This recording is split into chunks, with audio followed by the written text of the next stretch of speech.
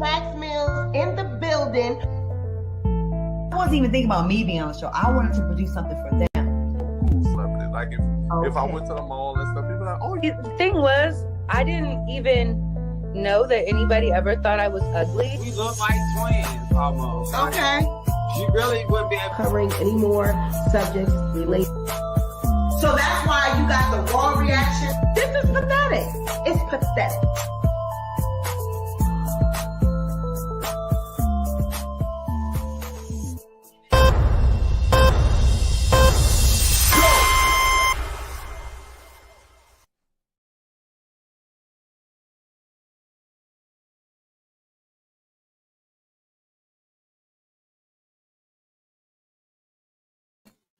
Okay. Testing,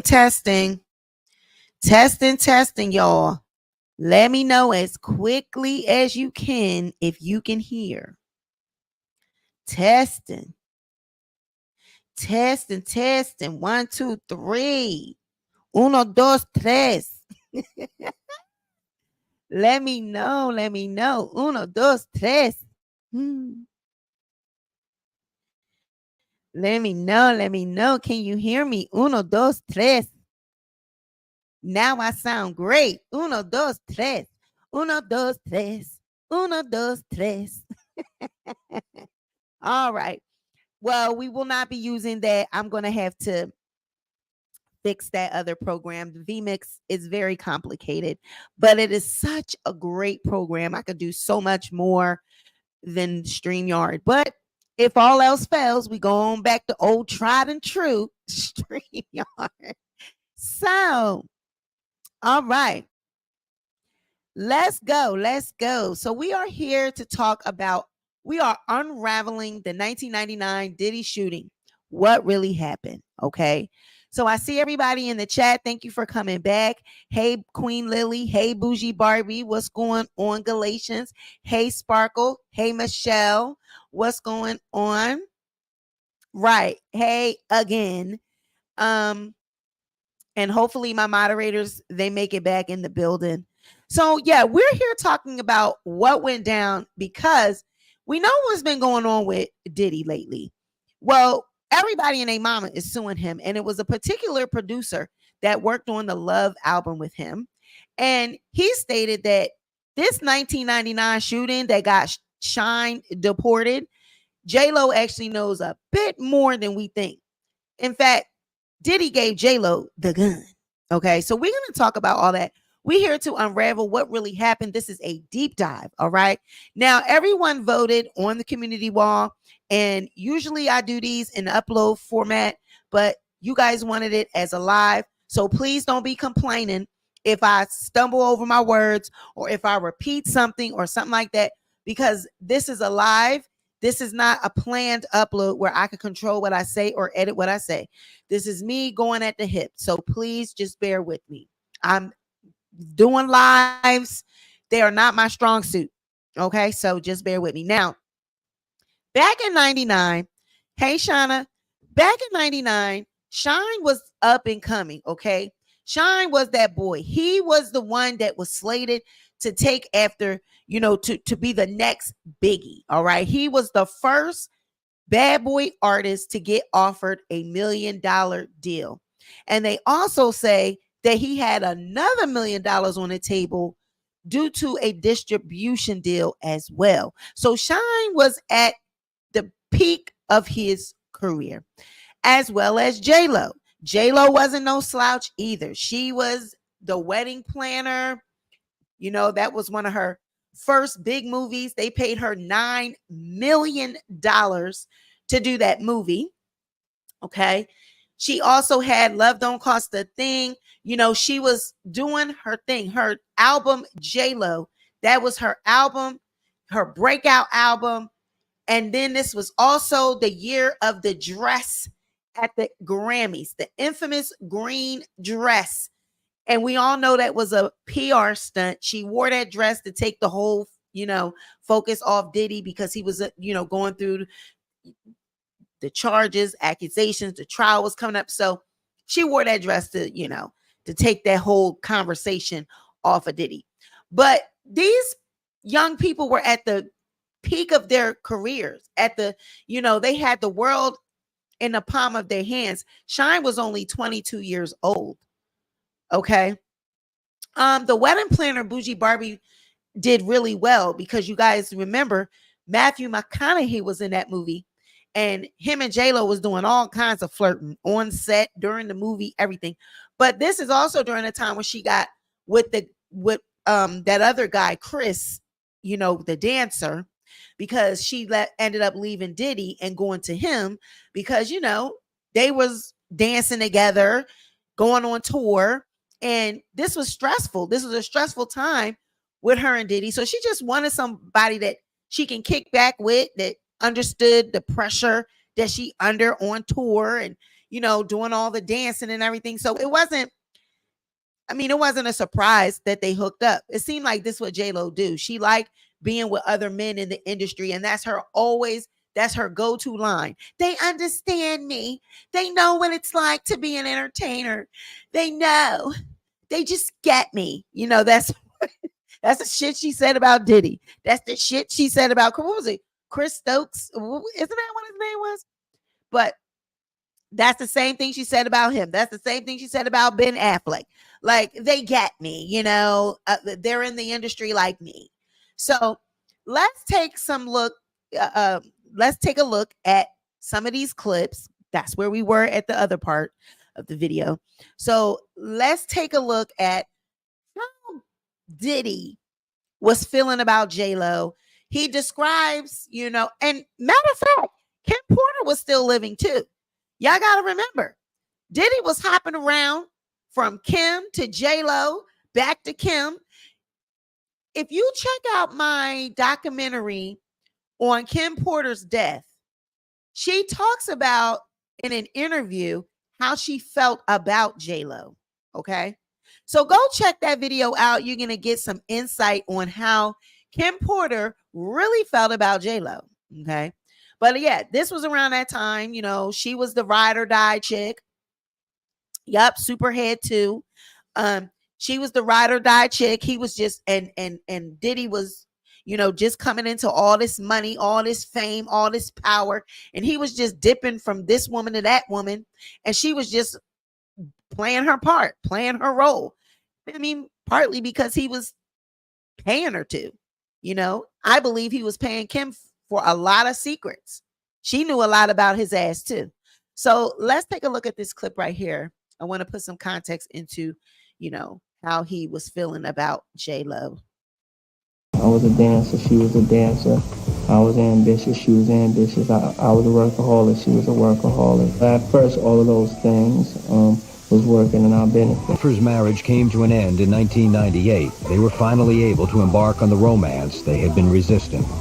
Things started to happen. I started looking into her eyes more, spending more time with her, and I just fell in love with her. To have somebody who's by your side who understands what you're going through, and at the end of the day doesn't need anything from you except to love you. She was one of the nicest, most beautiful people that I had met, Even if you were broke, my love don't cost a thing.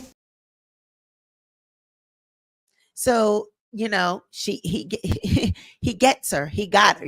He started looking into her eyes.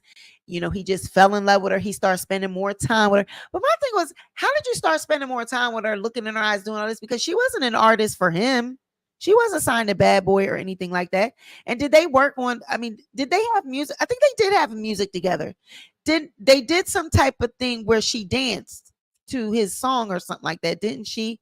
So maybe that's what they were working on or whatever, that he was a dancer, she was a dancer, because I don't know what projects they had where they would have met and they would have been working together. Like in 98, her marriage was over. And then that's when they could embark on a relationship. Yeah, I know, Spicy High. I just said that. Yep. He was still messing with Kim Porter while he was with JLo. I actually have a video about it. And she, did an interview where she said this, he was always calling her, when he was with JLo, he was still calling Kim. any woman that he would go to, he would still call Kim. Kim was always there. It was like he could move on, but she couldn't move on. She had to still be there for him whenever he called. She better be there, like at his beck and call. I don't recall her publicly ever being in a relationship, after Diddy. Like it seemed like she was still with Diddy. In the public eye, she had to maintain this image of I'm the baby mama, I got his kids, but I'm also loyal. Like I'm not to be touched by any other man, any other body in the industry, nobody, just Diddy. That's just how it came across. Like she was Diddy's no matter what he did, who he went off with, she was still Kim Porter, which was attached to Diddy. Which is weird. Like that's not fair to her, So JLo's at the height of her career. Diddy's at the height of his career. Shyne's at the top of his career. Okay. So I want you to take a look at this clip. And this was about 3 years into Shyne's sentence. Okay. He goes, the incident happens at the nightclub. Now, like I said in the last video, you have to picture in 99, this club that they went to in New York.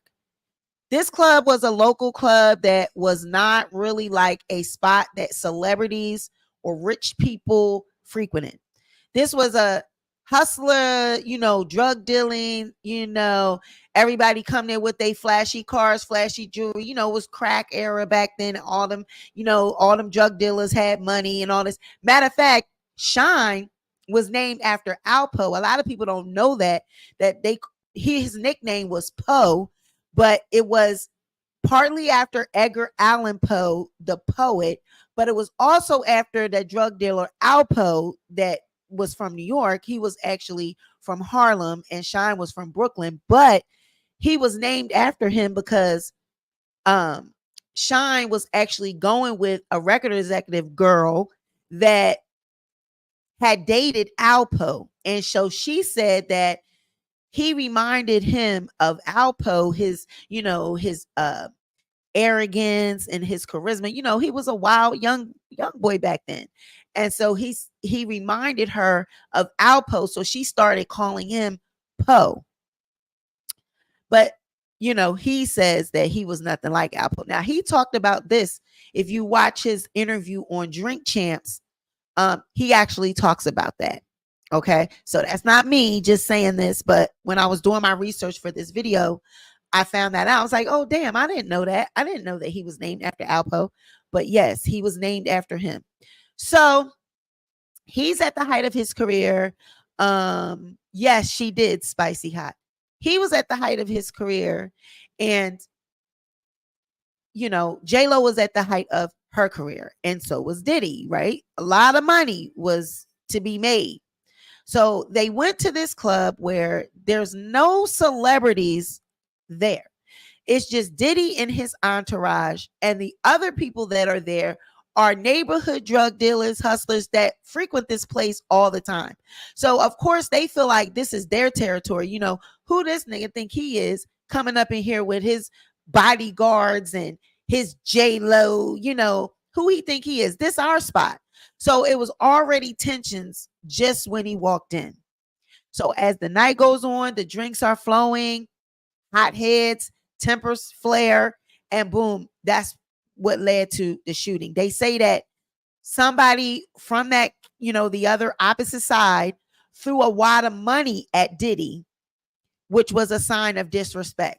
And then pop, pop, pop, shots rang out. Okay. So they're saying that the story is that Shyne was the one that shot his gun. He shot it up in the air 2 times. Now, this is what the security guard, the security guard girl that testified, this is what she said, that he fired his gun twice up in the air, not at anyone. He fired it up in the air, pop, pop, twice. The security guard said that she fell on top of Diddy which is how she knew that Diddy did not have a weapon. He did not have a gun. So this made it seem like who had the gun? Shyne, because she already done said that he pop. So whoever ended up getting shot, Shyne is the one that must have shot the person, because Diddy didn't have a gun according to this security guard.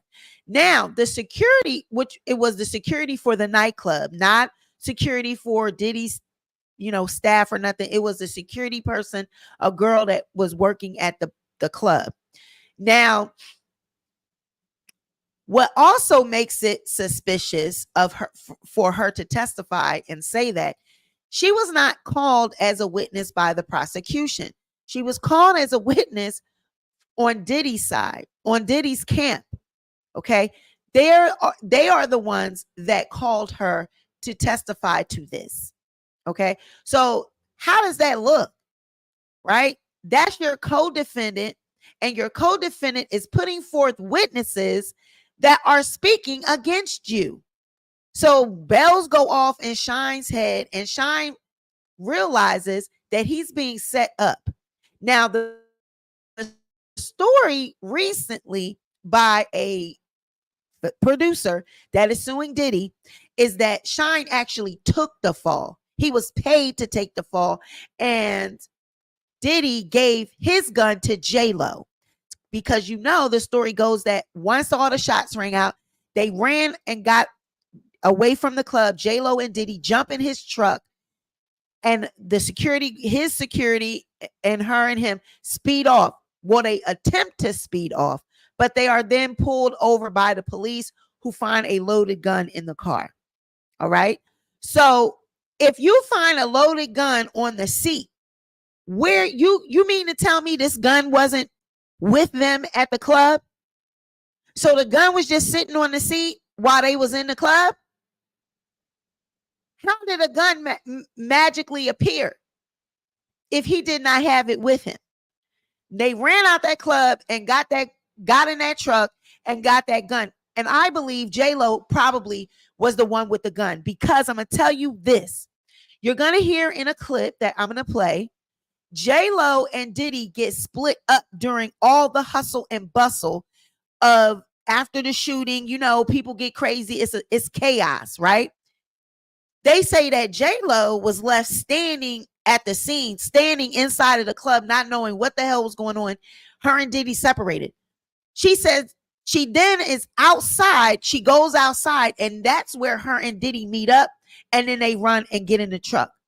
I believe he passed her off that gun, and she went outside to try to get in the car, but then got lost but because they said that in the clip I'm gonna let you hear, that someone managed to get her out of the club. Now, if you are a budding actress who is famous, okay, you in the heart of the ghetto, you with Diddy, you worth millions of dollars, and you just left standing in the middle of nowhere in this club, and you don't have no security.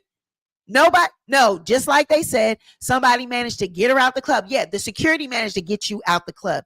Diddy handed you that weapon. They got your ass out the club, and you were outside. That way, if anybody got patted down, or if anything got happened inside of there, she was nowhere around with that gun. They got in that damn car. She put that gun on that seat because she's like, here it go. She put it on that seat. They was about to speed off, and they pulled his ass over. That's how I think it went, but I could be wrong. Now, let you hear this clip here.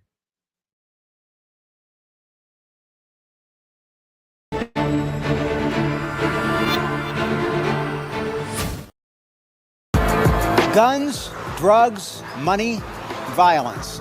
Shyne's new album touches on many familiar themes associated with the hip-hop thug life, but one thing is conspicuously absent on Godfather Buried Alive: any overt or discernible reference to Shyne's one-time co-defendant, label boss, and the man who arguably has had the biggest impact on his life, Sean Puffy Combs.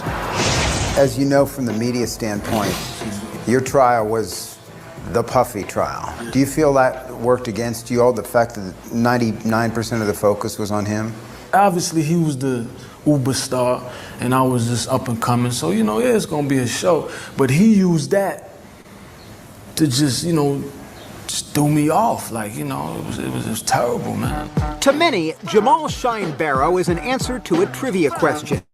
As the man who once stood trial alongside Sean Puffy Combs. While all eyes were fixated on the hip-hop mogul, few paid much, if any, attention to the plight of his 22-year-old protege. Now, 3 years into Shyne's decade-long sentence, for the first time ever, the imprisoned rapper speaks on camera about his co-defendant and the infamous trial that landed him here, behind bars.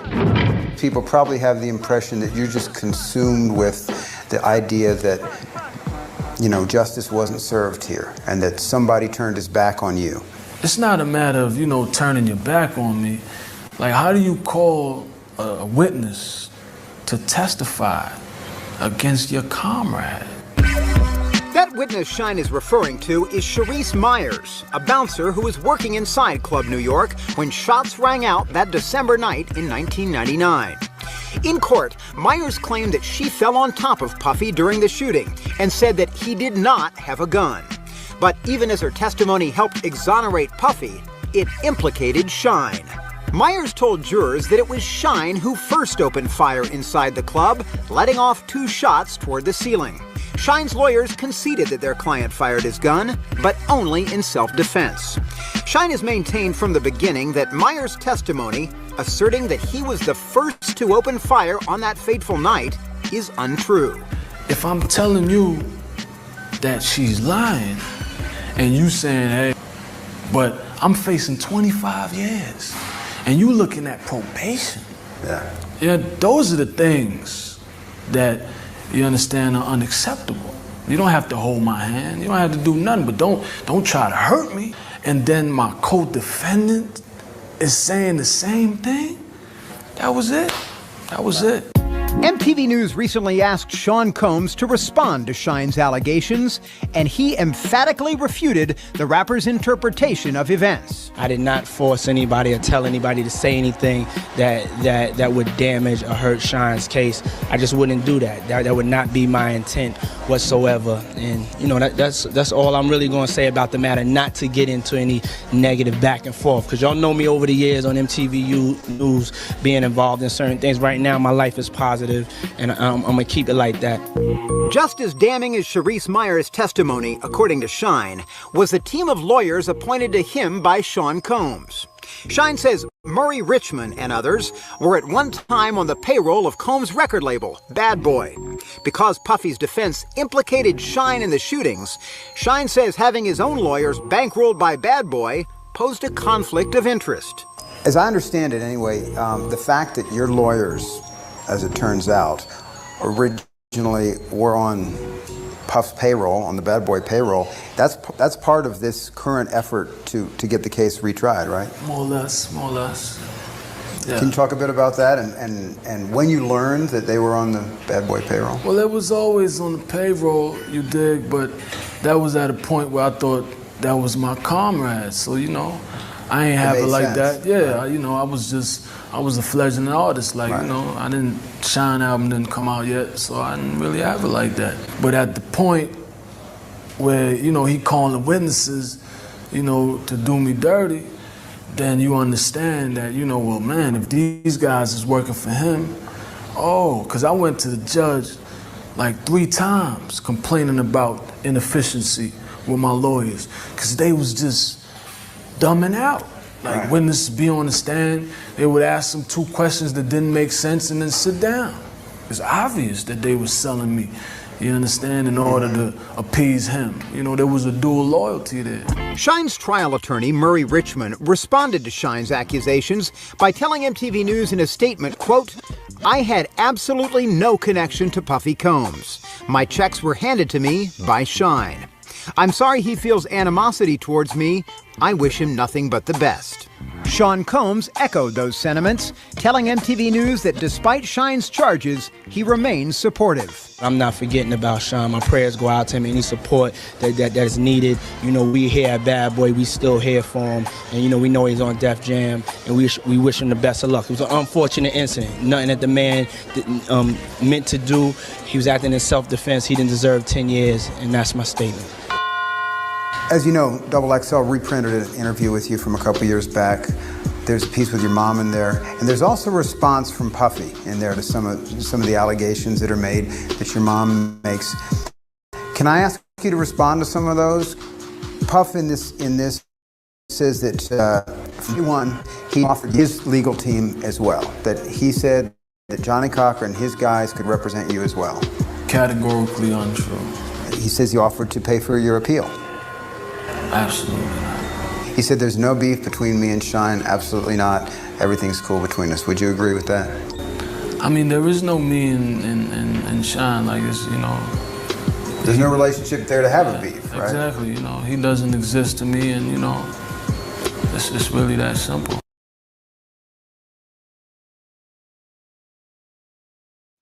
Wow. So that's how he was feeling about Diddy. You know, as he should. I mean, he wasn't feeling Diddy at all. He felt like he turned him in. He basically sold him short so that he can just get exonerated. You know, he was asked at the end of that interview that there were rumors that Diddy had offered to pay for his legal team. He said absolutely not. Or give him his lawyers. He said that's not true. He offered to pay for your appeal. He said that's not true. And he said, Diddy said there's no beef between me and Shyne. And Shyne said there is no me and him to have a beef. He doesn't exist to me. So I understand where he's coming from in that space right there, because if you know you didn't do something and you know that you had it made and this person basically just snatched it from you so that they can go on. I mean, you can look at Diddy in these clips and you can just see that he was full of shit. Like he's saying, we wish him the best at Bad Boy. We know he signed with Def Jam. What the fuck that got to do with it? But I'm like, well, did you set him up or did you do that to him because he decided to sign with Def Jam?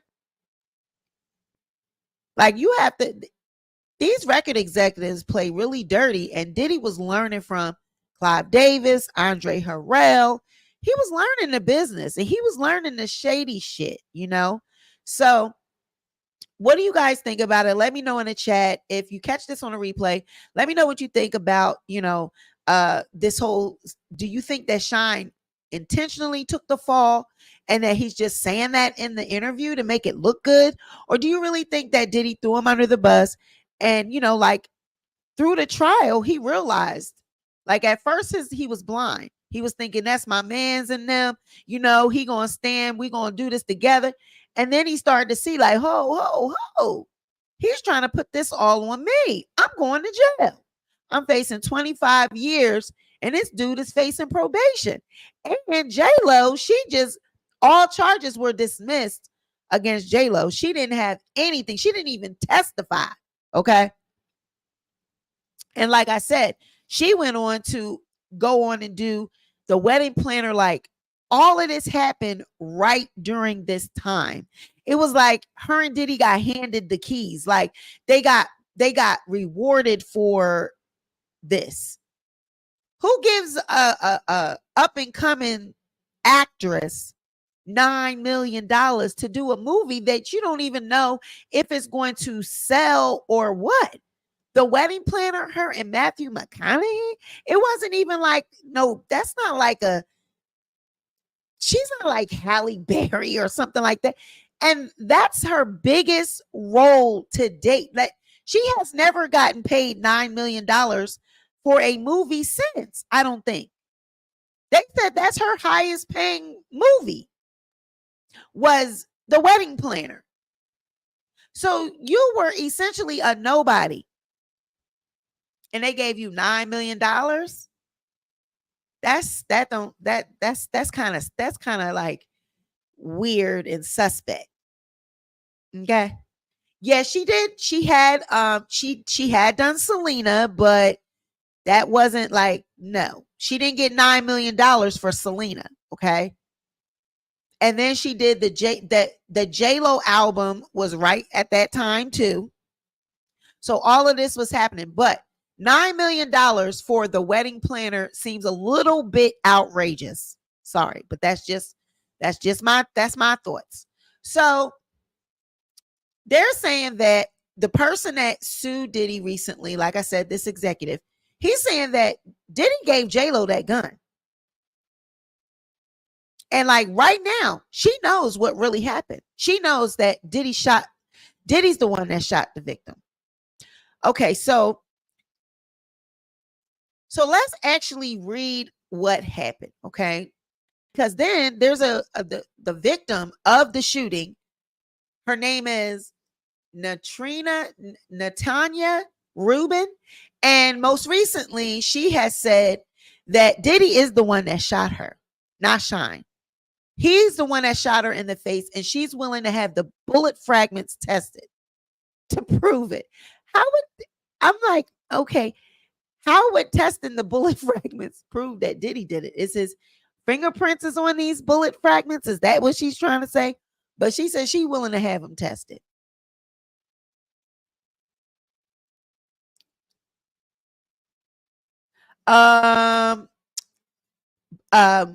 Princess says that's due to Benny Medina being her manager. But if you had to choose between watching the wedding planner and Selena, which would you choose? Selena, every day, all day.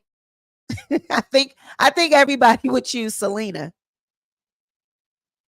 which just speaks more to my point. How you getting paid $9 million for some goofy ass movie, The Wedding Planner? But it's one of those movies, like it's one of them feel good movies, like, you know, white people like, you know what I'm saying? Because she started catering to a white audience. Gene Dill said they never tested Diddy. I feel it's too late. Exactly, Barbie. Definitely Selena. Okay.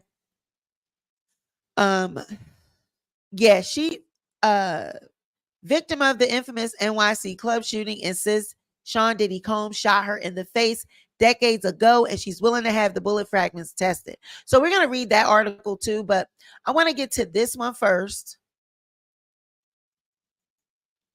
All right.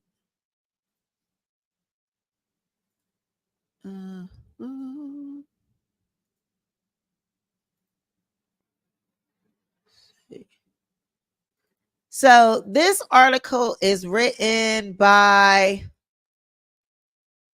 Medium, and this was January of 2019. It says he helped save Jennifer Lopez's life, then was deported. Okay. And that's a picture of Shyne being deported.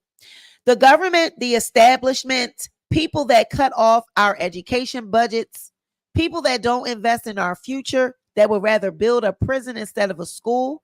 I don't know of any poor people that have a manufacturing house that makes guns. Poor people don't have a port that accepts the shipments of heroin and cocaine and weed and all the drugs, but they're the ones dying of it. And Shyne said that at the age of 20, and the Washington Post reported that. So in the year 2000, at 20 years old, the rapper Shyne was on par to be one of the biggest rappers of the year and possibly of the early 2000s. He was born Jamal Barrow in Belize, which is located between Mexico, Guatemala, and Honduras.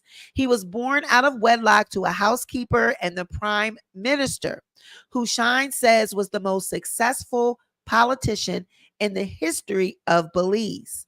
So his mother was a housekeeper and his father was a prime minister of Belize.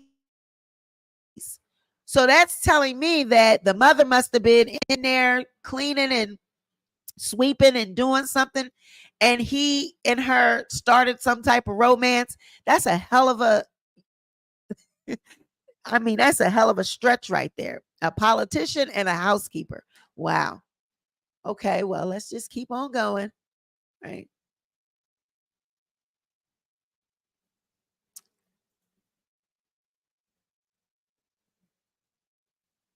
All right.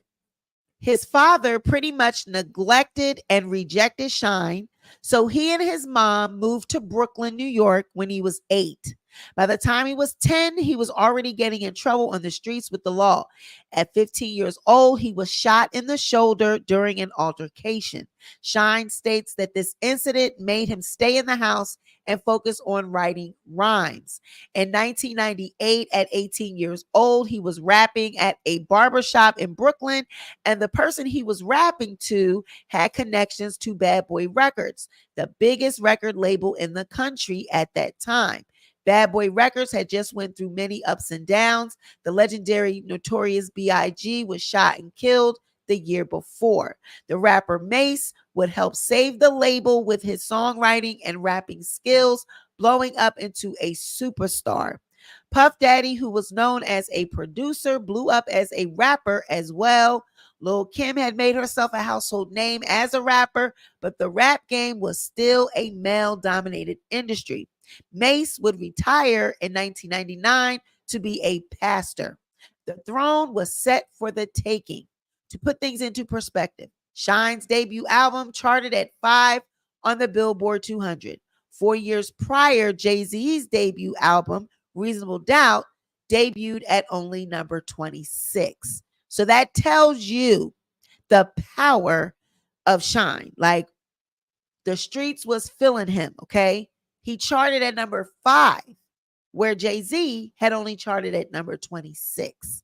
So Shyne's album also contended with the top rap albums of that year, which were Mystikal's Let's Get Ready, Nelly's Country Grammar, Lil Bow Wow's Beware of the Dog, and Eminem's Marshall Mathers. In 1999, Shyne would change Bad Boy Records' shiny suit image into a more street and raw image. Then on December 27th of 1999, Puff Daddy, his then girlfriend Jennifer Lopez, and Shyne went to a club in Manhattan. Puff Daddy and a man bumped into each other, causing a drink to spill. Words were exchanged. According to Shyne, one of the men arguing with Puff Daddy pulled out a gun, threatened them before Shyne pulled out a gun and shot him. A gun brawl ensued in the club, and 3 people were injured in the fight.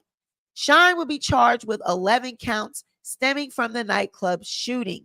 In the spring of 2000, there was pressure for Shyne to deliver on his debut album. He had been facing criticism, including from his label mate Lil' Kim, for sounding too much like Biggie. He was also facing up to 25 years of prison. After Shyne's arrest, he lived in the studio and poured out his emotions of pain and anger on the album. Knowing his freedom was going to be stripped away, he recorded at least 2 albums worth of material. In a 2016 article with Rap Radar, Shyne said, "I knew I was going on this long vacation, so everything I did was all about my legacy. I'm going up top. Whatever I do, this is all I have." Shyne lived up to the hype and then some when he dropped one of the hardest rap songs and music videos of the generation. Now, this is written from a perspective of, a first person, a person who wrote this. And they said, "I will never forget it being one of my favorite songs of the summer in 2000. I was only 6, but my mother loved music a lot. So she was always playing 93.9 and 99.5. As soon as the song started, the bass hit like an earthquake, and Shyne's voice matched perfectly with it. The melodic and spiritual sounding hook was laid down by a Jamaican artist named Barrington Levy. Shyne said this video was his defining moment that solidified him in the industry. One thing was for sure, Shyne's shootout in the club was all the evidence hip-hop fans needed to know he was authentic and lived the life he rapped. He would then showcase his versatility by dropping the classic, in my opinion, the classic love song Bonnie and Shyne. Besides the trial, what made Shyne's debut stand out from the rest of the other artists on Bad Boy was the lack of Puffy's presence on it. As well as we all know, and as Suge Knight stated, Puffy was usually all in the videos dancing. Shyne stated Diddy distanced himself from Shyne due to the trial. Shyne would later say that Diddy turned his back on him while he went to prison. Diddy was only facing probation and Shyne was facing 25 years. In an act of betrayal against the man who helped save his life, Diddy called a witness to the stand that prosecuted against Shyne. He proved that he was just there to save himself, Shyne said. There are no boundaries to what he would do to exonerate himself. I had the Bible in front of me and I was just praying that he wouldn't continue to lie. Witness Sharice Myers lied for him. Fine, but don't let her testify against me. That's when I couldn't take it anymore. I couldn't believe it. I couldn't even look at him anymore. So he's basically saying right there that, okay, you let the girl lie for you, but don't have her lie about me. Don't try to, throw me under the bus. Okay, cool. Y'all do it for you. But damn, I'm supposed to be your boy. And he's saying there's no, there was no level. Nothing he would stop at. He wanted to be famous. He wanted to be rich. He was going to be that at any cost. Shyne had to rely on his own image to get his message out there. Not only was Shyne leaving his legacy as he recorded his album while awaiting trial, he rapped as if he was representing himself in court, trying to plead his innocence. His self-representation would touch upon the topics such as the pain of growing up in poverty, the anger of growing up without a father, racial injustice, PTSD, and above all else, being born into a war that he did not create, but America did. Dear America intro lyrics. Dear America, I'm only what you made me. Young, black, and effing crazy. Please save me. I'm dying inside. Can't you see it in my eyes? I'm hopeless, fearless on the outside, gun on my side. Shit. Maybe if y'all niggas build schools instead of prisons, I'd stop living the way I'm living. Probably not. I'm so used to serving rocks and burning blocks. I'm never gonna stop. Been doing this shit all my life. I'm a lost cause. But what about the rest? Don't them suckers deserve a chance? Something better than shootouts, liquor stores, and food stamps. Maybe if y'all teach them niggas a craft and a trade, they wouldn't have to play that corner. You know what I mean? Serving that yay. America, you got an effing problem, and I'm never going away. There's about 20 million other motherfuckers just like me. Reparations is due, and y'all gonna pay. So it's crazy though that those lyrics, like people say, oh, those are angry lyrics. It's really not angry lyrics. I mean, it's the lyrics of the street. It's the lyrics of experience. But he went to turn his life completely around and became a politician in his country beliefs. So like I said, I don't know if I believe, and I'm going to go with the narrative that he was paid, that Diddy paid him to do it, take the fall so that he can go on and be great, him and Jennifer Lopez. I just don't agree with that. And like I said, I can't see anybody throwing their career away, knowing that they're going to be deported. They're facing 25 years. He ended up only getting 10, but he didn't know that at the time that he was going to just get 10. You know what I'm saying? So I can't see nobody saying, yeah, loving a person that much that they would take the blame. What happened was street law. He's not a snitch. He's not going to snitch, which is why, like I was saying, Shyne he stated on Drink Champs, he has several interviews with different platforms. But during the research for this video, I was watching Drink Champs, and he said on there that he was actually named after, they call him Poe. So they not only did they call him Shyne, but they called him Poe as well. And they said that was after Al Poe, the drug dealer from Harlem, and also Edgar Allan Poe, the poet. So the way he got the Poe name after Al Poe was because he was actually dating a girl that was a girlfriend of Al Poe, a former girlfriend. She actually was a record label executive at the time. And her and Shyne was dating. And she said that his ego, his personality, how braggadocious he was, it reminded her of Al Poe. So that's how he got the nickname. But on Drink Champs, he was saying he's nothing like Al Poe because Al Poe basically was a snitch, And around that time of the Drink Champs, Al Poe had just died. He had just got murdered. And so he was like, people told me that I reminded them of him because, I get to the money and I was, very arrogant and all this and that. He said, but I'm not a snitch, basically. So he's saying that, yeah, he rolled this shit out. He could have really said some shit about Diddy, but he didn't. He took it on the chin. He took the 10 years, took his sentence, and never snitched. Now, I know recently, I think they've patched things up and all of this because he's now a different person and he looks at things differently. But you could tell that there was a lot of anger inside even after those 3 years had already went by, and he's done 3 years worth of time. He was very, very much so still hurt and disappointed and saying, I don't want to have shit to do with Diddy. And like I said, this was around the time he's dating Jennifer Lopez, but he's going back and forth between Kim Porter and whatever woman he wanted at the time. Whatever woman floated his boat, that's what he was going with.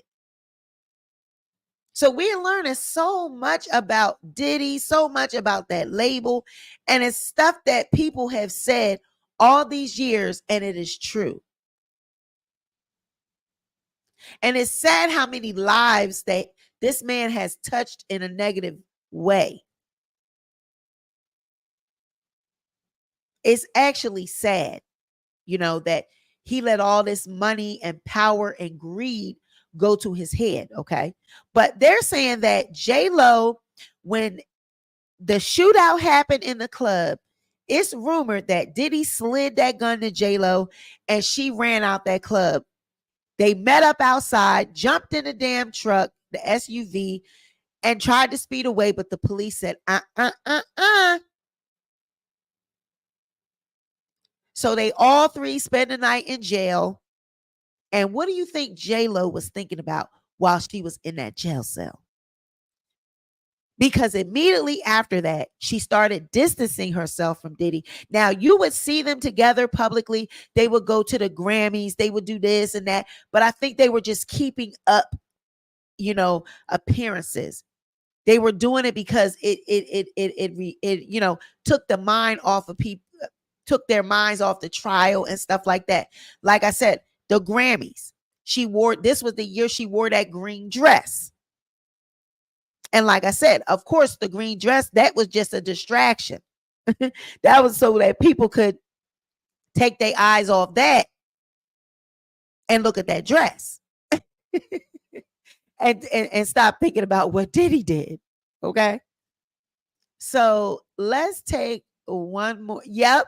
She was thinking, my career. Why did I get mixed up with these Negroes? Absolutely.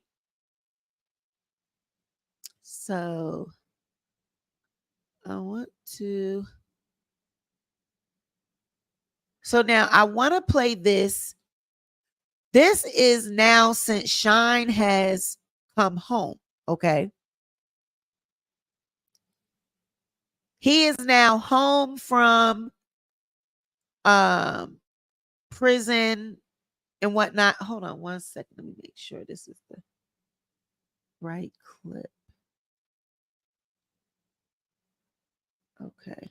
He has now since come home from prison and everything. And so he's reformed. But let me see. What's this?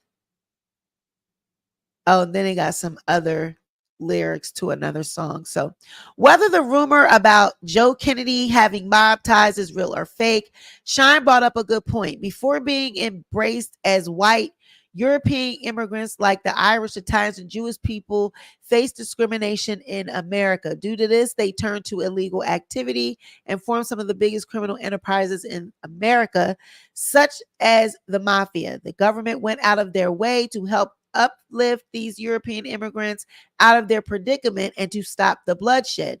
Black people tried to uplift themselves out of their condition, but the government went out of their way to suppress and destroy these moments. Yep, by trying to oppress and destroy the Black Panther Party.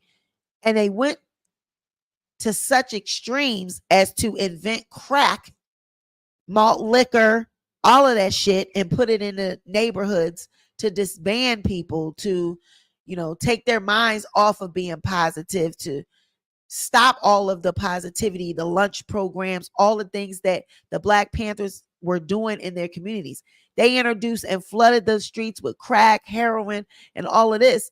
And then, not to mention, sent them to war to Vietnam, where they was over there getting strung out. So when they came home, they had drug habits, which trickled all over into the 80s and 90s and early 2000s. Like, some of these vets, their drug habits started in Vietnam. So all the other races that were gangs and mafias and all of this, the government helped them get out of their situation, helped their communities. But our race, when we tried to do something positive and we tried to come together, they disbanded us. And they not only did they disband us, they destroyed us with drugs and malt liquor. And I mean, if you notice, it wasn't all these Chinese stores with beer and everything on the corners. What do Chinese people know about selling malt liquor? Well, not selling it, but what do they know about malt liquor? What they know about chicken wings, fries, and all. They have these things to cater to a certain group of people, so that they can make their money and they can become successful and stable. So his lyrics were touched on a lot of key points and a lot of hot topics, with the government and all these different plans that the government has had for Black Americans. So let's see what else this is, because it's saying that he saved JLo's life. So let's see why they're saying that.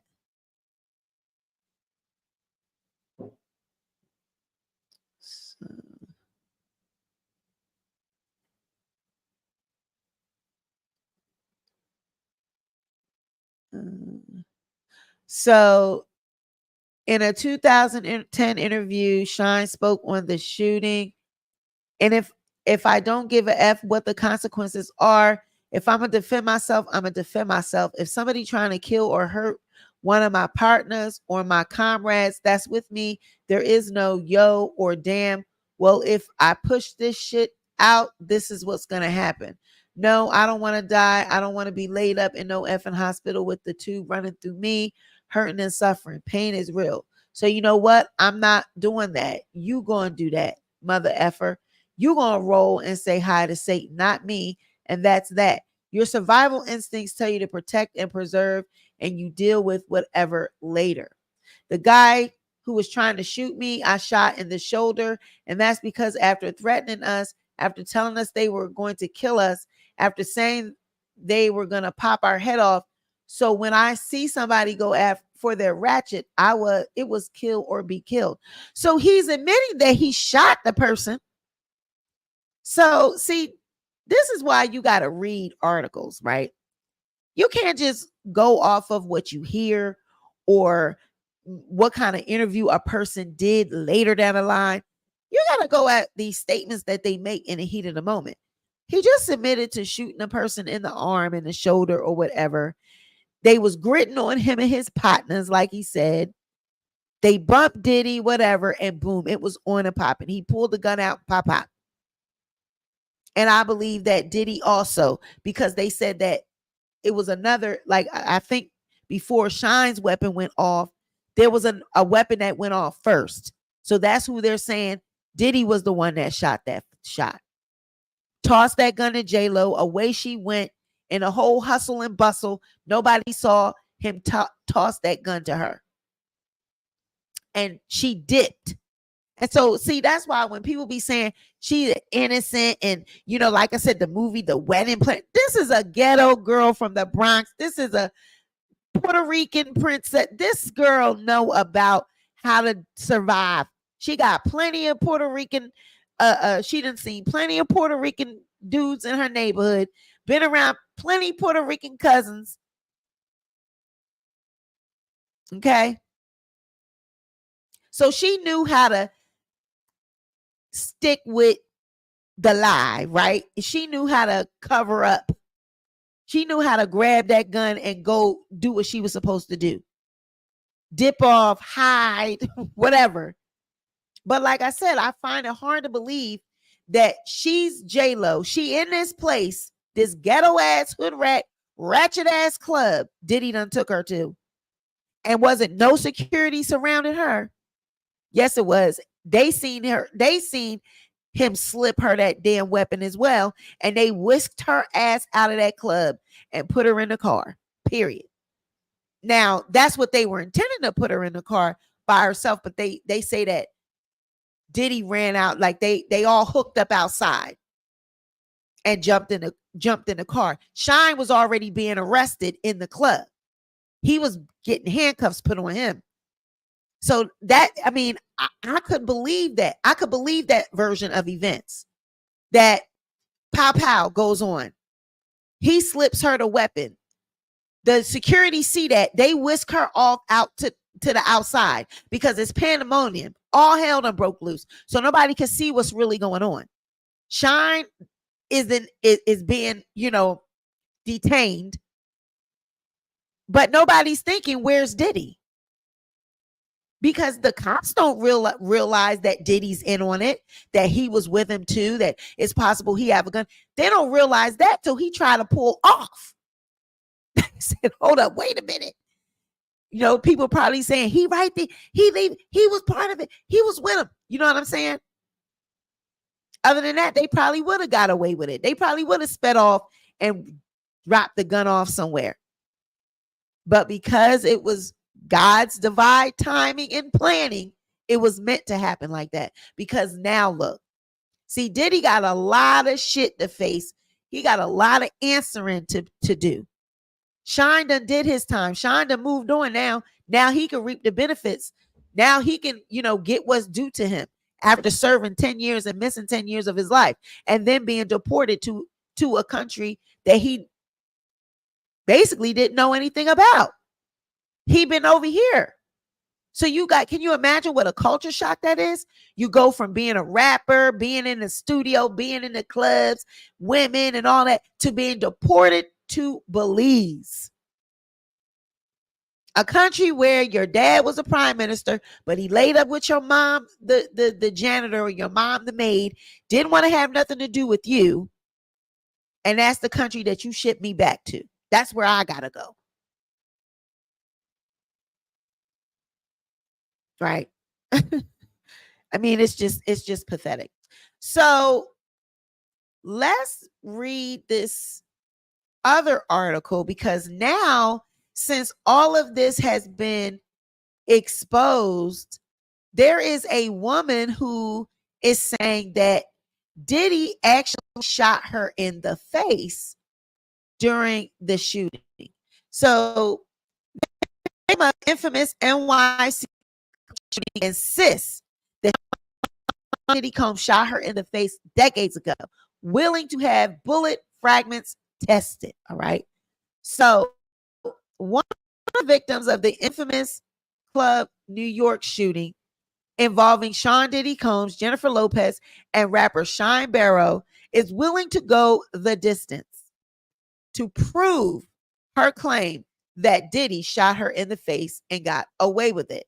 Natanya Rubin, one of 3 people hurt in the 1999 incident, wants the bullet fragments taken out of her face for ballistics evidence because she wants the case reopened. The 53-year-old the 53-year-old told guest host Brian Eaton on Elizabeth Vargas Reports Friday. So she basically said this, that she wants the bullet tested, right? I'm willing to have a doctor remove a part of the 9mm bullet in my face so that they can use it as evidence if they need to for this trial. And it may cost me my life. So Natana Rubin says she is willing to have bullet fragments removed from her face to prove that Diddy shot her and not Shyne. So that's her with the pink on. And I'm guessing this is her. Natanya Rubin, now 53. She's shown here after she was shot in the face at the Club New York shooting in December of 99. She has long insisted that Diddy shot her and got away with it.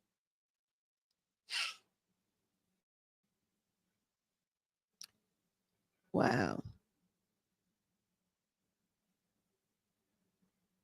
Barrow admitted in court that he fired a gun that night, but Rubin has insisted for years he unfairly took the fall for Combs. So Barrow is Shyne. So it's saying Shyne admitted in court that he did fire a gun that night, but this lady, Rubin, Natanya, she's insisted for years that Shyne only took the fall for Puffy. She says she still has 9 bullet fragments in her face from the shooting, which happened in the early morning hours on December 27th of 1999 at the now defunct Club New York, just off of Times Square. The gunfire erupted after a dispute between Diddy, who was then known as Puffy, and his entourage, and a Brooklyn drug dealer named Matthew Scar Allen. See, I told you it was drug dealers in that place, and then it was Diddy and them in that place. And you know, the drug dealers got egos and everything. How dare you? They're very territorial. So seeing Diddy come up in there with his entourage and his JLo girlfriend, that drug dealer was like, I'm the man up in this bitch. How dare you? So all right, this says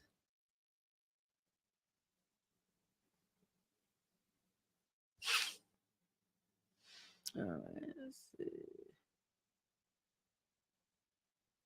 So it says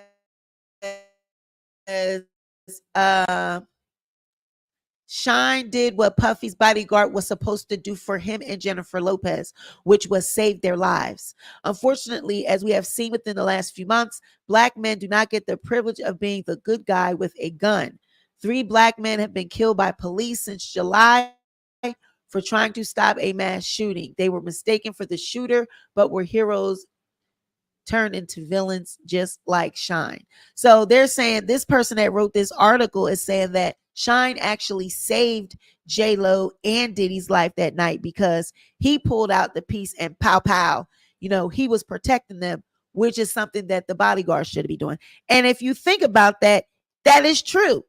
The bodyguards is the ones that can, if they come in with weapons or if they're allowed in, it would only be because you're a bodyguard, or you could be like an agent that is licensed to carry a gun and you doing security for somebody or whatever.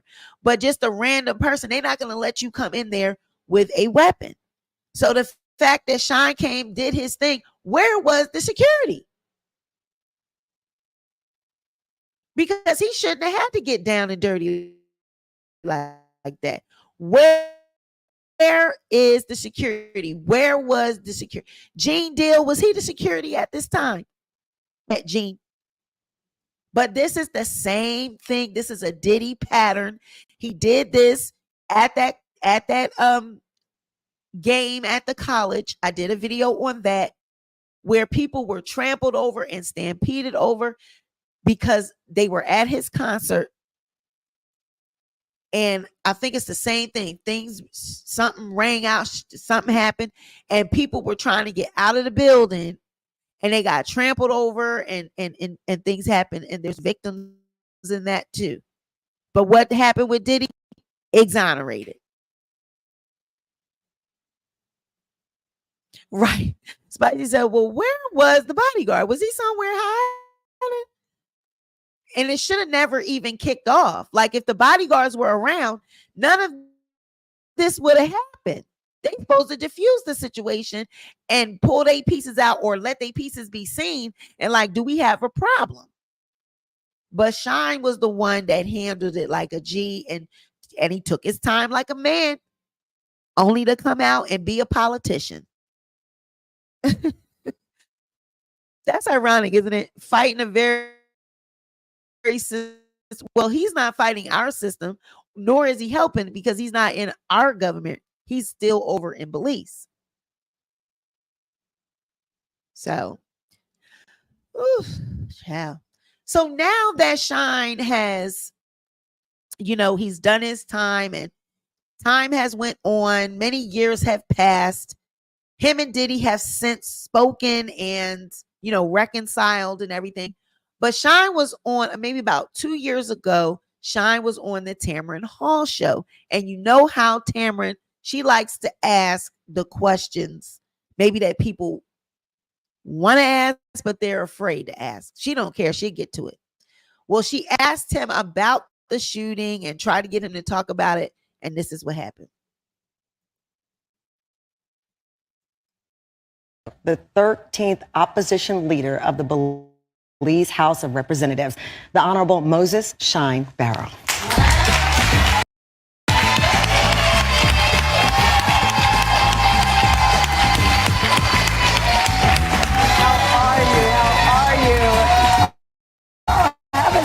Oh, that's for me. Listen, I like a guest who walks in with a gift. Yes, from Belize. Thank you. That's from Belize? From the people of Belize. Oh, I can't. I'm going to open it. As I said at the beginning, we're live, and you have been on my list for a very long time of people that I've wanted to talk with. I'm honored. You're fascinating. I'm honored. Thank you. Today's actually my grandmother's birthday, who passed away October 6th. It was a very special day. October 6th. That's right. Yeah. Was she... So she was alive when all of this was happening with you? Yes, and she, my mom is in the audience as well. And this has been, very devastating journey and triumphant journey. And so it's really triumphant that I could be here with your studio audience and the millions of people out there and talk about Belize and all the great things that we're doing. And I do want to talk about all the great things that you're doing, but to your point, to get to the great, the bad has to be acknowledged. Absolutely. I think... And I'm with the former bad boy, as the record label. So let's go. We're not far from where it was about it. You have never gone into great... people want to know what happened. Now, I know that you've always said self-defense. When you drive by that area now, how does that feel to know what happened in there? Well, I take the train and I walk, so I don't drive. But I actually haven't walked in that area. Was that deliberate? Have you wanted to avoid? No, I just haven't had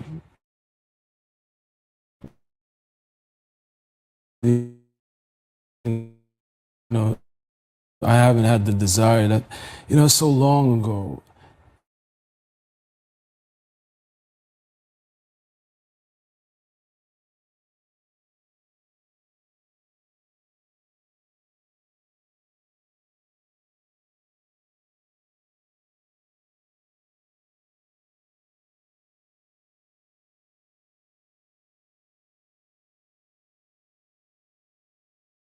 Got me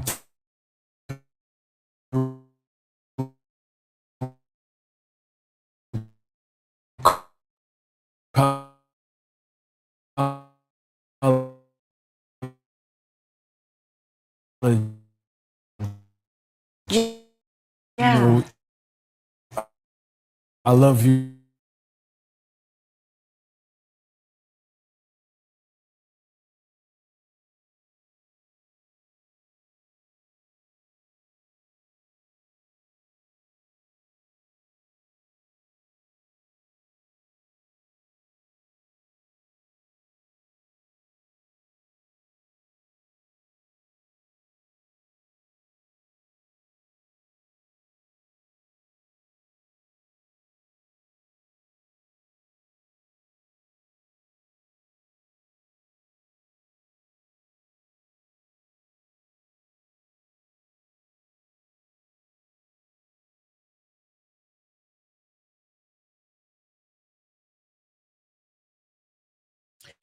Okay, I fixed it. So let me put that interview back on. Hold on.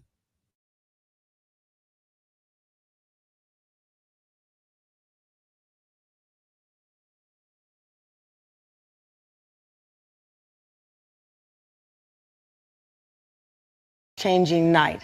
Welcome to the show, the 13th opposition leader of the Belize House of Representatives, the Honorable Moses Shyne Barrow.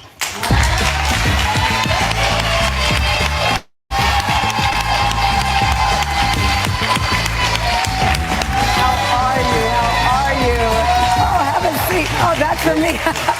Listen, I like a guest who walks in with a gift. Yes, from Belize. Thank you. That's from Belize? From the people of Belize. Oh, I can't. I'm going to open it. As I said at the beginning, we're live, and you have been on my list for a very long time of people that I've wanted to talk with. I'm honored. You're fascinating. I'm honored. Thank you. Today's actually my grandmother's birthday, who passed away October 6th. It was a very special day.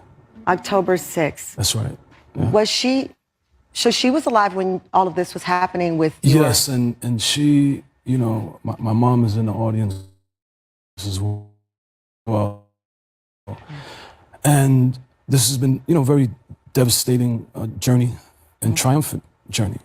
And so this is part of the triumph right here, that I could be here with your studio audience and the millions of people out there and talk about Belize and all the great things that we're doing. And I do want to talk about all the great things that you're doing, but to your point, to get to the great, the bad has to be acknowledged. Absolutely, I think. And I'm with the former bad boy, as they call the record label. So let's go.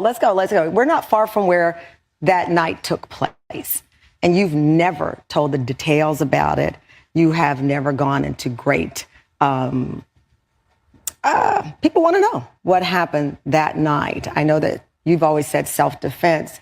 When you drive by that area now, how does that feel to know what happened in there? Well, I take the train and I walk, so I don't drive. But I actually haven't walked in that area. Was that deliberate? Have you wanted to avoid? No, I just haven't had the, I haven't had the desire. That, it's so long ago. And it's, to me, more of a blip on my journey to where I was going, which is always a world leader. That's so interesting that you feel like it's a blip, because it was and is the thing that defined you for so long before this chapter of your life. I think maybe because in media, sensationalism is what grabs people. I think but for me, like when I walk around New York, everyone is like, Shyne, your album got me through college. Yeah. I love your music. No one's thinking about that night. But I think your fans in some way believe you were wronged, not just by the legal system, but also by the industry. So here you were, this rising star, the next Biggie, your voice. It is as distinct as his voice was. And I remember the comparisons. Yeah. And you were on your way. Even you were quoted as saying you thought you were going to be a billionaire rap star. And you ended up behind bars. And the two people who were there with you that night went on to be two of the biggest stars in the world. What was that like for you, watching them shine and shine live in darkness? I think everything is about timing. And, the opportunity that I have today to impact the world, everything that I've been through is really worth it. Because I'm not just a leader in Belize. but I'm a world leader because the ideals and the principles that I represent, which is integrity, which is loyalty, which is honesty, having moral turpitude.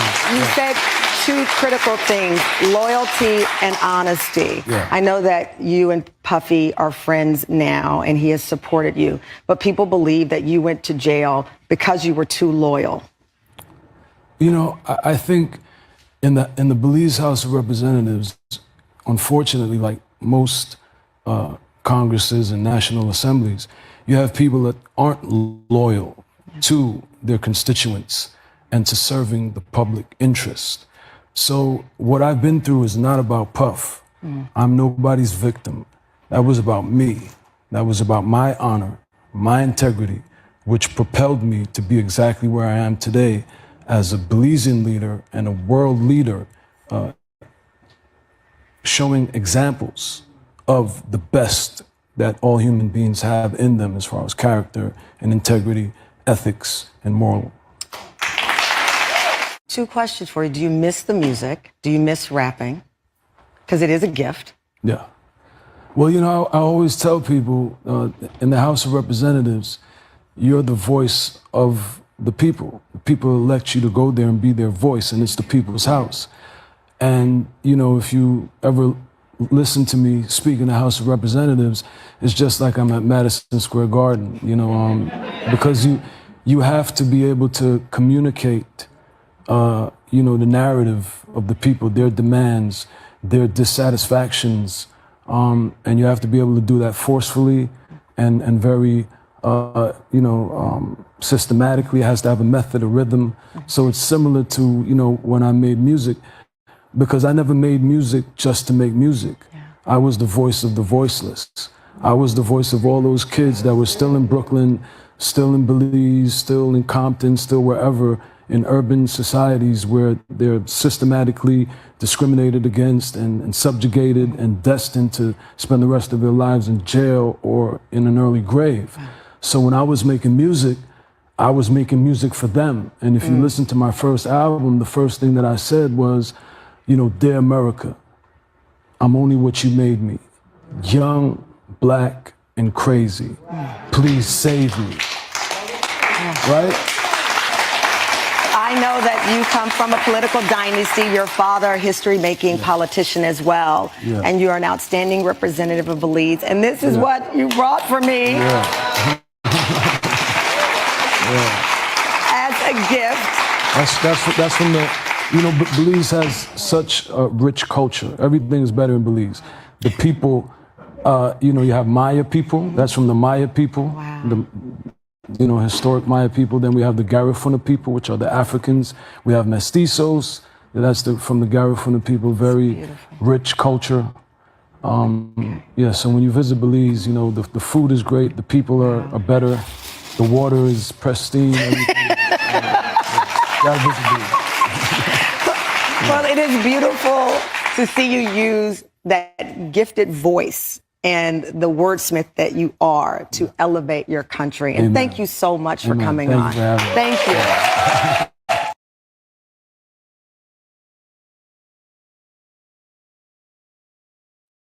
Child, Tamron was trying to get that tea. She was like, we want to talk about Diddy. The people want to know. And he's like, listen, that was so long ago. I don't even talk about that. She said, what is it like driving over there? I don't drive, ma'am. I take the train. It's like, it was so long ago. When people see me, they don't say, oh, there goes Shyne and the shooting. Yeah, Shyne, I think they do. When people see you, that's the first thing they think of. So I know he was trying to dismiss it because he really doesn't want that to define him. You know what I mean? Like he want us to believe he got this at his own merit. Like he's a congressman now and all this because of his hard work and ethics. No, you're a congressman now because you got deported to Belize. If you never got deported, you would not be a congressman, and you definitely wouldn't have been living in Belize, right? So he got to realize, like she was trying to say, that's all a part of your story. When you tell your story, you can't leave that part out. no matter how much you want to, because yeah, it is said that Diddy gave him $1 million once he got out of jail, because that was like the hush money or whatever. I don't know if it's true or not, but you don't want to talk about that part. You don't want to remember that part. But that's the biggest part of it. When people see Shyne, the first thing they think is Diddy and the JLo and the shooting and all of that. They do not just look at you and say, oh, that's they don't just think of that. Now, I know I love this song. We all did. You know, that hook in the chorus was infamous, but sadly, the shooting was even more infamous. Like, we want to know the tea. She was trying to get it, but he was very strategic, and she got to know. Now, he ain't just that illiterate, ignorant rapper. This man now is a politician, honey, speaking at the House of Representatives. Like he said, his politic is through the entire world. He's representing in a country.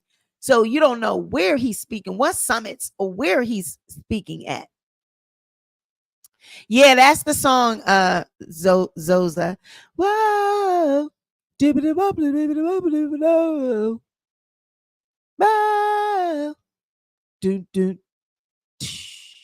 do do do do.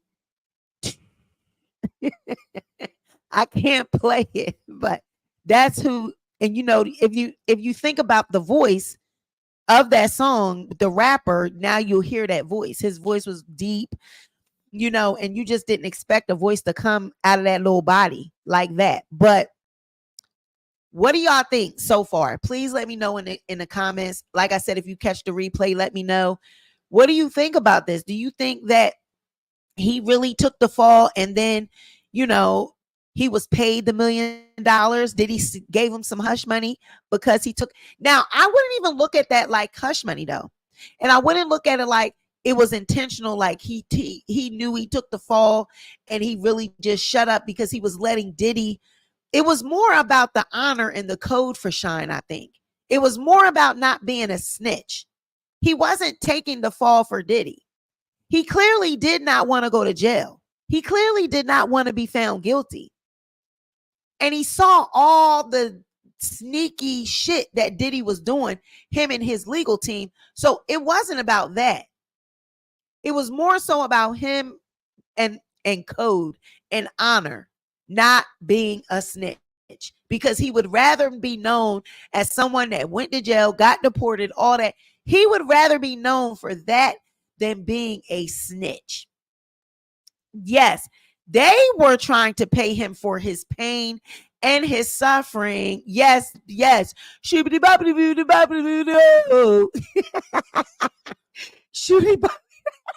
Whoa.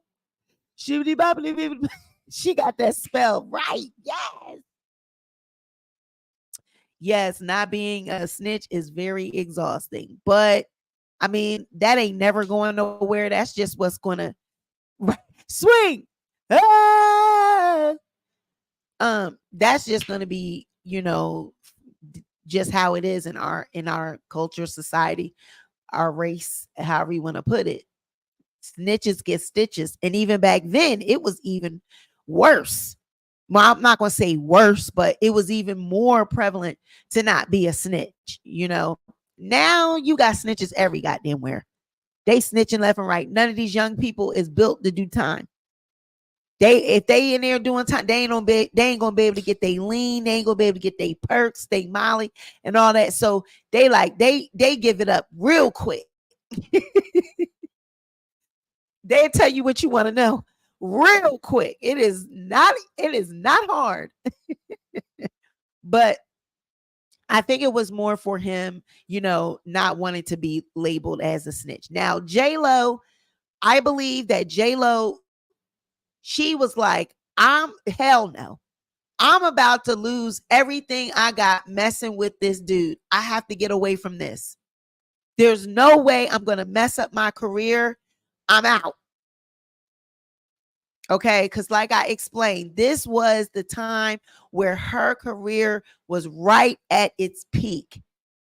So can you imagine if she had stayed on board with all of this, got up there and testified, did all of that? She might have ruined her image and her career.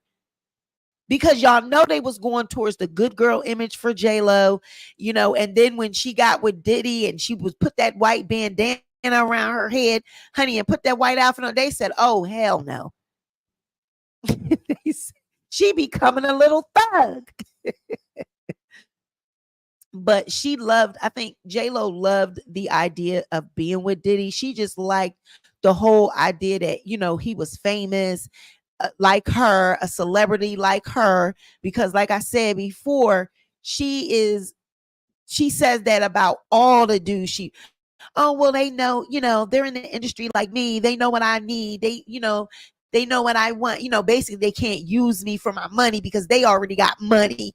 That's what she want to say. Okay. And because of that, she be willing to hop into bed with these men. Okay. Diddy, Ben Affleck, her, Mark, what was the Mark Anthony, Chris, the Chris dude. She's willing to be with all these people because they all know what it's like to be a celebrity. No, she was loving that bad boy image in Diddy. She wanted to be the bad girl as well. She loved the tabloids. She loved the attention. Which is why she arrived at the Grammys with that green dress on. And Diddy was loving it. Because he got her draped on his arm, honey, with that green see-through. It was see-through and all her breast was out. But they could have did something different to her hair. Like, and if y'all don't remember what I'm talking about, I know y'all got to remember this right here. Let's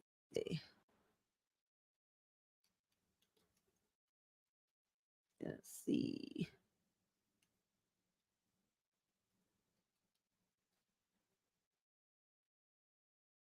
Child, this right here. If don't nobody remember this dress.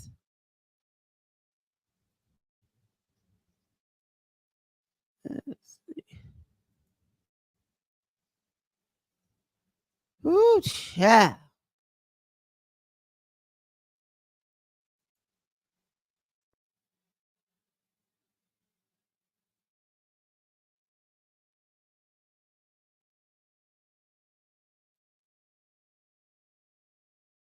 I just feel like they could have did something different. The hair was just not, it did not match this outfit at all. This was, okay, here we go.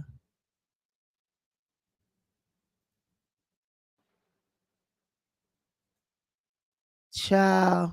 And all you got to do is put in JLo green dress, honey. And this is the one that pops up. I just feel like that hair just wasn't, the hair could have been, I think she should have had it up. It just didn't look right. The style easily sweated out, you know. It just didn't look done. Her hair didn't look done to me. Yeah, she could have did better with that. And then they done tried to do a little shorter version of that since then. That's something different, but yeah, no. But yeah, she oh no. Let me get it back again. Here we go. And then here she is at the actual, like in the actual Grammy ceremony. I mean, look at that. It just, I don't even, and to be honest with you, I don't even see what the big deal was. Like, it looks like, yeah, it was Versace. It looks like a dress. Like, I don't see, she's always been dressing like this. Like, I mean, it was very risque to wear to the Grammys, but that was the point. You know, but I think they could have did her hair different. I think it should have been an updo or something because her hair just looks sweaty and like it had already sweated out. You know, all those lights and everything, working that red carpet, them lights are big, they're bright, and they're hot. Because in my little studio area, just doing my YouTube videos, when I turn them lights and I sit for about a half hour to 45 minutes doing a video, best and believe I'm sweating. My head, my face, my hair is sweating. So if I did my hair, it's gone by the time the night is over, because the heat from the the lights and everything else, and then moving all around and everything. So you can tell that this hair, they put all this hairspray and spritz trying to keep it in place, but you can see that it just sweated out.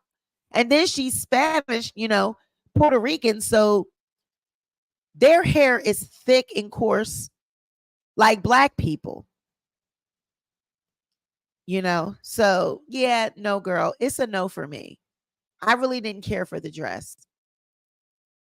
I really didn't see what the big hype was.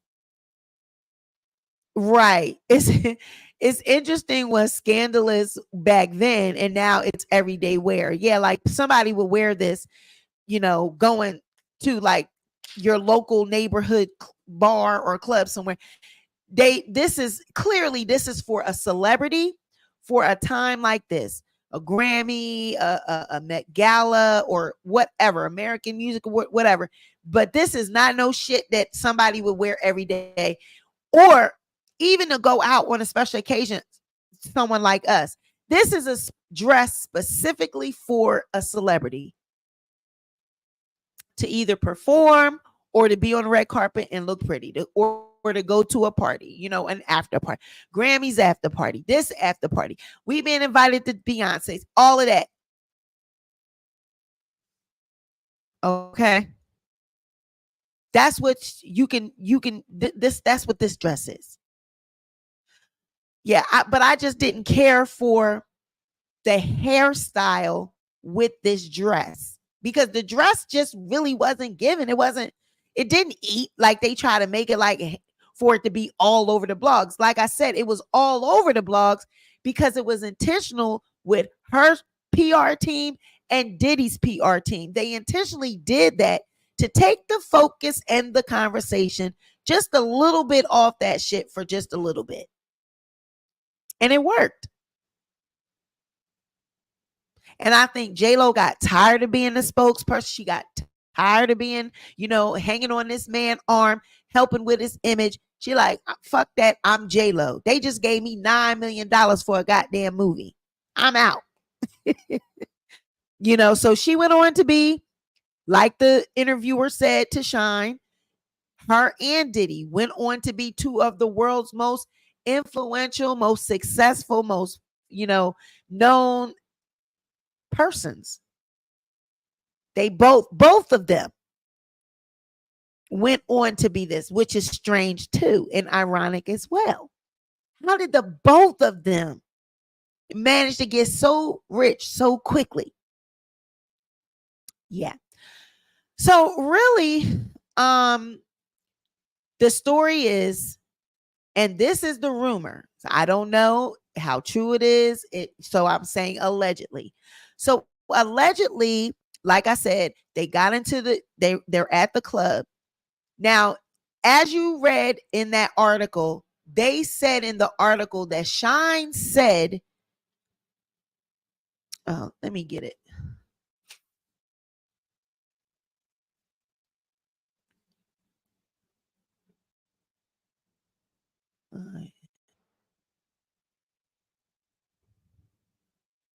Shyne said that, they walked in, tempers flared because somebody said something out the way to Diddy or whatever.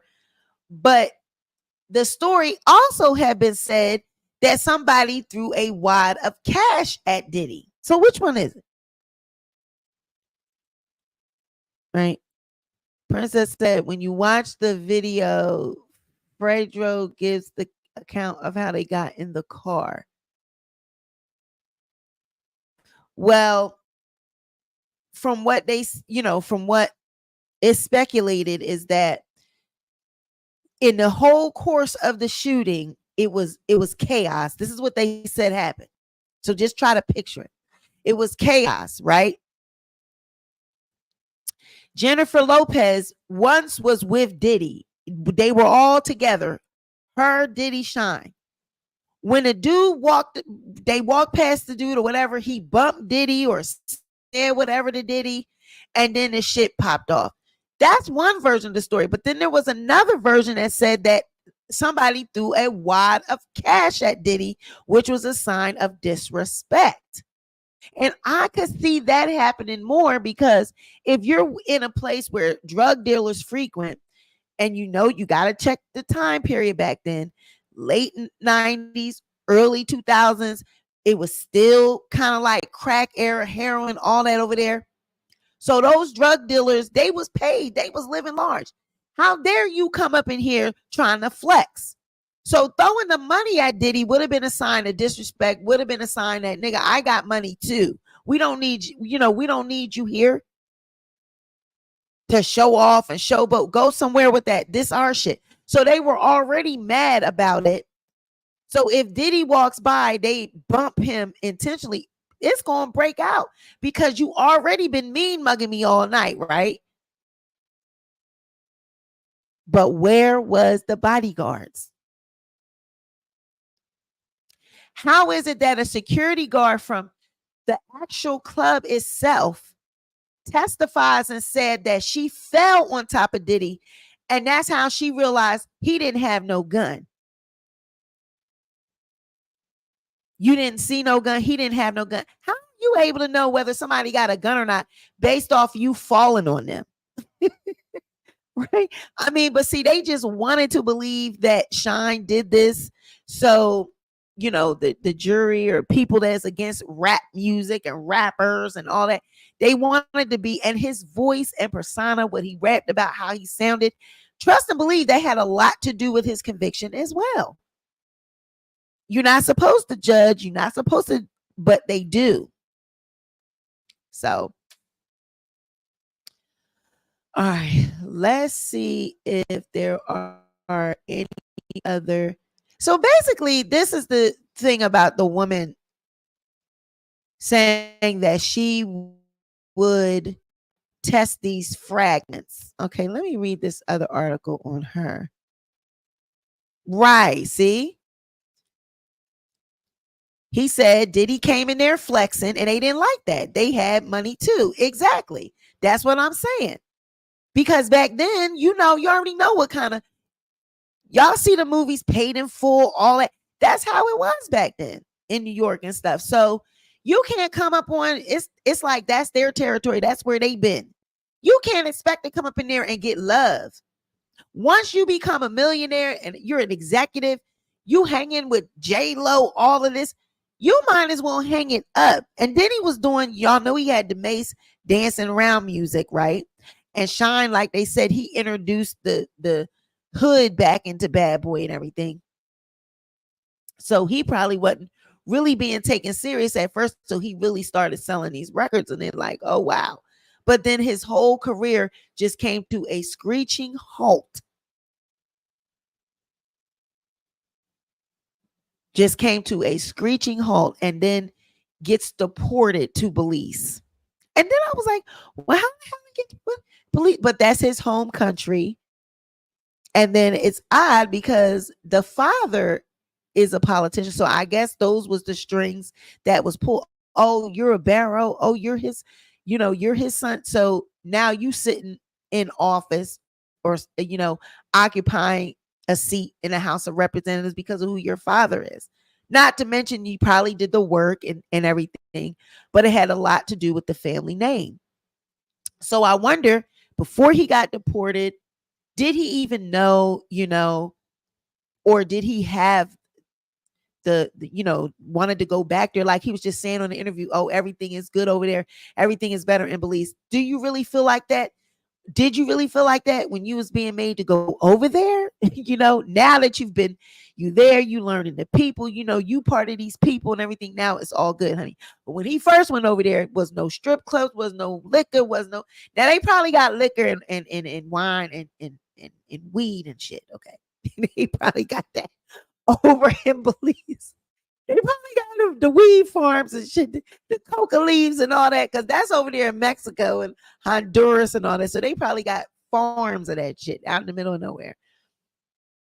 But, you know, him being a politician that's just really surprising though, because, you know, with his record and everything like that, you know, the last thing I would want to do is be spending time in government. But, you know, to each his own.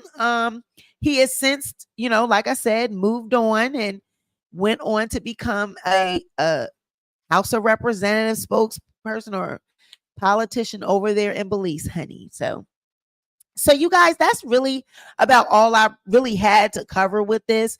It's a lot that went on behind the scenes that we do not know with Diddy. Trust and believe, but it's all starting to come out, and it will not surprise me if we learn down the line that JLo did take that gun. Okay. Through all the hustle and bustle of the noise and the chaos and everything, Diddy could have slid her that gun and away she went out. The bodyguards would have saw it, and it would have been their job to get her out of the club, like they said. And why would she be waiting out on the sidewalk and instead of being put in the vehicle? So, you know, you got to think about all these things. Like, did he send her outside? Here go the gun, run. Or she really didn't have no gun. She got mixed up in the hustle and bustle and was outside ready to, you know.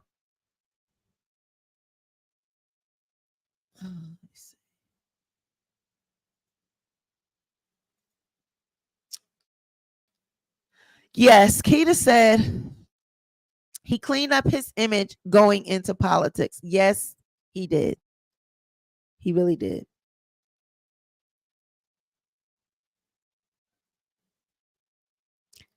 So, I don't know. I've never really cared too much for JLo, you know, really, to be honest. Just for the simple fact of what she, you know, with Kim Porter. You know, when I was doing the research for the video I did on her death, it just always came across like she thought she was better than, you know, JLo thought that she was a prize and Diddy felt like she was a prize.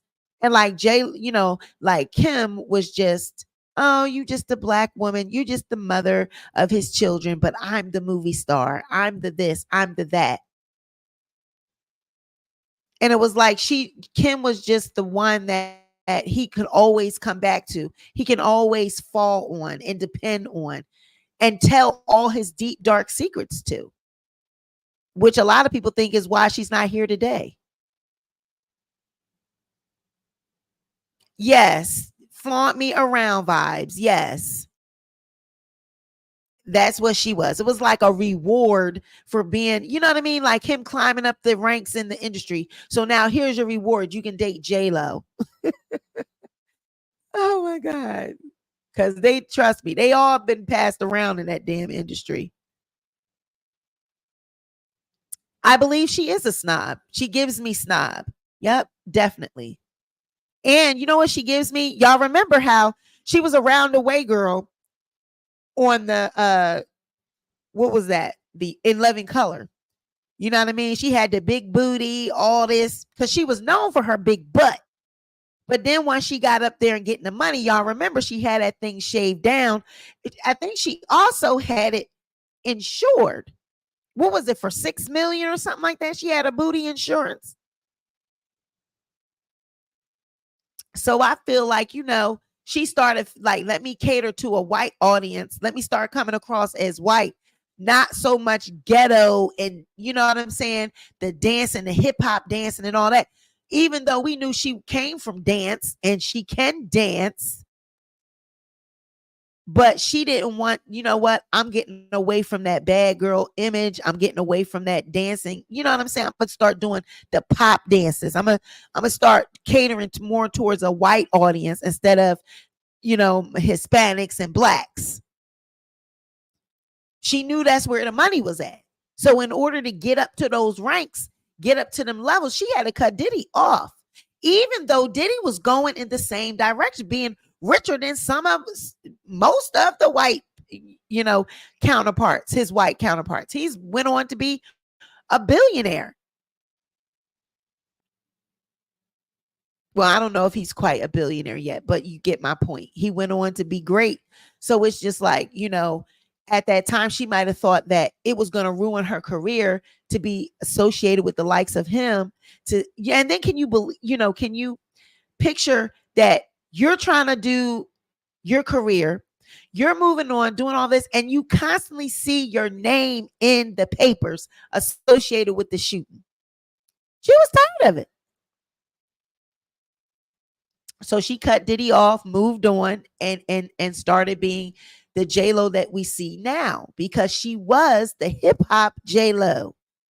She was the fly girl JLo, the JLo with the curly hair to the neck that kind of looked like it was nappy and it was, fine at the same time. So now we know she done extremely straightened out her hair, because I've never seen her hair in the locks, the curliness that it used to be back then. I've never seen her hair like that now. It's always straightened.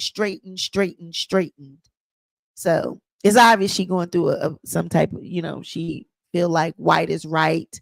I want to look as less ethnic as I can. I want to pass for white. But you would never, because, being Hispanic and Puerto Rican and all that, it carries a look.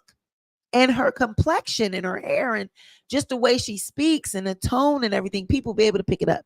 But some of them like to lean more towards, I'm white. I want to be accepted by whites.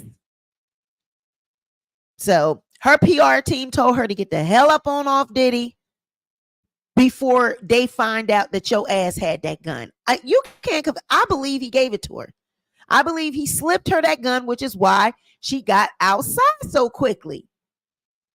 Why she was found, they found her and then they whisked away in the truck, because she had to get it off of her before somebody came and pat her down or question her or whatever. They had to they would rather get arrested in the truck with the gun in the seat versus being arrested with the gun on. So putting it in the seat, it's like it can belong to anybody. See, they knew what they was doing. So in closing, like, Shyne has done better things. He's gone on to be a politician. And does that make him any less successful because he didn't become this rap superstar, this mogul that everyone, was stating he was going to be? This might just be the route that was always meant for him to take. Sometimes people have to get to their destiny different ways. It takes time, but this could be where he really was meant to be. It seems like he, probably making a difference and everything. So it's really what God meant for bad. What the devil meant for bad, God turns it around for your good, right? So we see that with this story right here. So I am going, you guys. That's all I have. I'm thinking about adding to this, doing these little deep dives on Diddy, since Diddy is so popular right now. And I'm thinking about the next one that I want to talk about is actually Diddy's life, his upbringing, the whole story about his father, because y'all know his father was into the streets and selling drugs and stuff like that. And he died in an accident, so like, I want to talk about, his upbringing and childhood, and also why all his businesses are signed to his mother. You know what I'm saying? Like, why are they all in his mom's name and not his name? That's a question that I want to try to find an answer to. Why would you put everything in the mom name? Shit, the mom could just run off with the empire. But that's it. He trusts his mama. So I'm going to go, you guys. It is 12:41, and I'm going to get me some rest. I've been up, getting up early every day for work and stuff like that. So I am tired. I'm starting to feel tongue-tied. So it is time for me to go. Princess says, so he wouldn't be liable to the artist and have to pay them. What question did I ask that made you say that?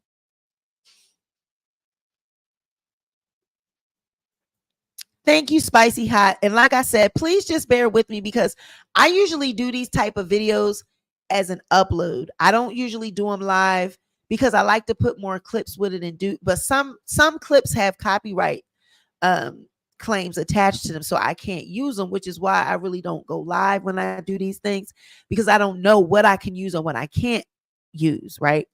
So why were the businesses in the mama name? That's what I'm saying. I don't know why. That's what I want to research and try to find out. Why did you put the businesses in the mama name and not your own name? What is that? Are you on the run? Do you have something going on with your name? Because you don't need credit to open up a business. So you can't say, oh, well, I did it because my credit bad and all. You now have bad boy. What did you need? I mean,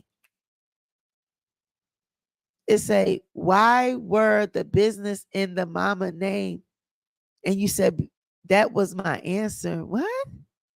Oh, so he wouldn't be liable to the artist and have to pay. Oh, I got you. Which is why they was in the mama name. Oh, okay. Yeah. Okay. Well, it's still, I wouldn't have gave that woman all, I know that's mom and everything, but everybody can be tempted. That's a lot to give mama. That's a lot to put on the mama name, honey. So yeah, dodge your lawsuits, honey. But no, these didn't just get in his mama name. Now the company's been in his mom name from the beginning, is what I'm saying. Why not, now? Like, no, from the very, very, very beginning. It's been in, it's everything's under. It's not, Bad Boy and it's Diddy. It's Bad Boy and then it's the mom's name. Like, so allegedly he threatened the mama life and put hands on her. Oh, wow. All right, well, I'm gonna go, you guys. Thank you for your attention. Thank you for your time. And like I said, we're probably gonna keep this going. I'm thinking about doing Diddy's life as a kid and upbringing and all of that. Okay. So I love you guys. You guys have a great night. If you catch the replay, give me a like or a comment. And if you're going to do all that, you might as well subscribe. I will catch you guys on the next video.